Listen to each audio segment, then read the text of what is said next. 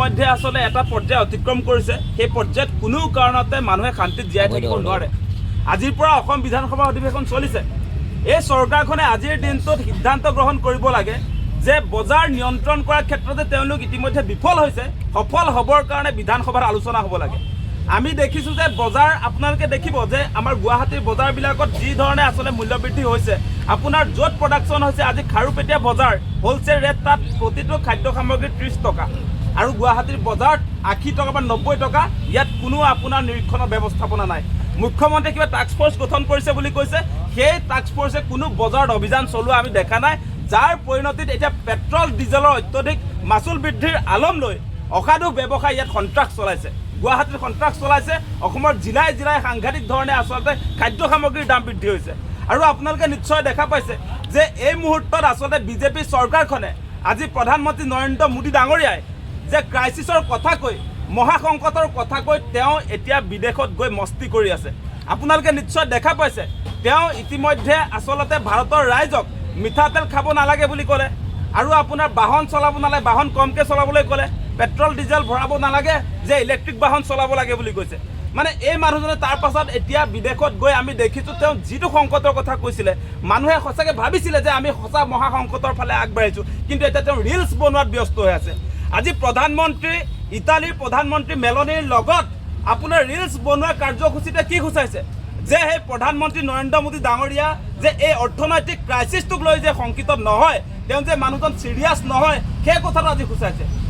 প্ৰধানমন্ত্ৰীগৰাকীয়ে ৰিলছ বনোৱাৰ আজি সময় নেকি সেই কথাটো কওক আপোনালোকে আজি পেট্ৰলৰ দাম প্ৰতি লিটাৰত আপোনাৰ 103 টকা পৰ্যায়ত হৈ গ'ল আজি বাণিজ্যিক চিলিণ্ডাৰৰ দাম 3293 টকা হৈ গ'ল আজি প্ৰতিটো সামগ্ৰীৰ আকাশলংঘী মূল্য বৃদ্ধি হৈছে এই সময়ছোৱাত তেওঁ বিদেশত মস্তি কৰা কোনো কাৰ্যসূচীক আমি ভাৰতৰ ৰাইজে আচলতে সমৰ্থন কৰিব নোৱাৰোঁ এনেকৈ আৰু ব্লেকমেইল কৰা কাৰ্যসূচী নচলিব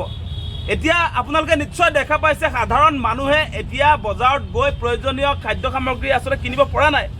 আজি ঔষধৰ যি ধৰণে দাম বাঢ়িছে মানুহে ট্ৰিটমেণ্টৰ কাৰণে ঔষধ যোগান ধৰিব পৰা নাই এই সময়ছোৱাত তেওঁ কি কৰিব লাগিছিল আৰু কি কৰি আছে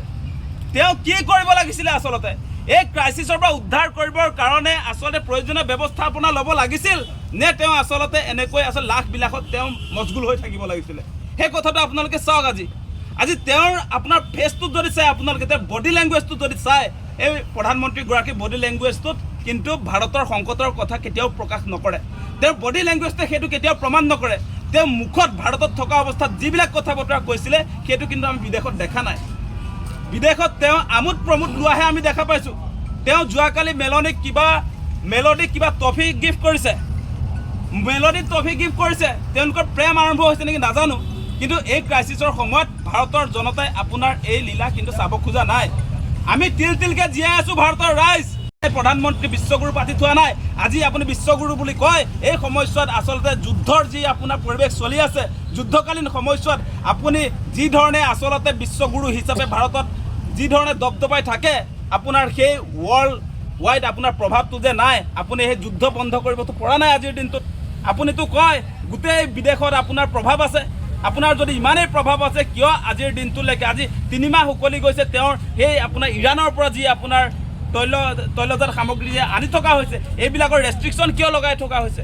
বাৰম্বাৰ আপোনালোকে দেখিছে ৰাছিয়াৰ পৰা তেল আনিব নিদিয়ে আজি ডনাল্ড ট্ৰাম্পে সকীয়াই দিয়ে কম দামত ৰাছিয়াই তেল যোগান ধৰিম বুলি কৈছিলে ইৰাণৰ পৰা অনাত যদি অসুবিধা হৈছে সেই যেতিয়া ৰাছিয়াই সেই সহযোগিতা আমাক আগবঢ়াইছিলে সেই সময়ছোৱাত ডনাল্ড ট্ৰাম্পে ভয় খুৱাই দিলে মোদীয়ে ভয় খাই গ'ল আৰু এতিয়া আমি পেট্ৰল ডিজেল কিনিব নোৱাৰি আজি গেছ চিলিণ্ডাৰ কিনিব নোৱাৰি আমি কেনেকুৱা অৱস্থাত আচলতে দিন অতিবাহিত কৰিবলগীয়া হৈছে আপোনালোকে নিশ্চয় দেখিছে আমাৰ ৰাইজৰ পানীত হাঁহ নচৰা এটা অৱস্থা হৈছে গতিকে ইয়াৰ পৰা আমাক উদ্ধাৰ লাগিব এনেকুৱা নাটক আমাক নালাগে সেই কথা আমি স্পষ্ট কৰি দিছোঁ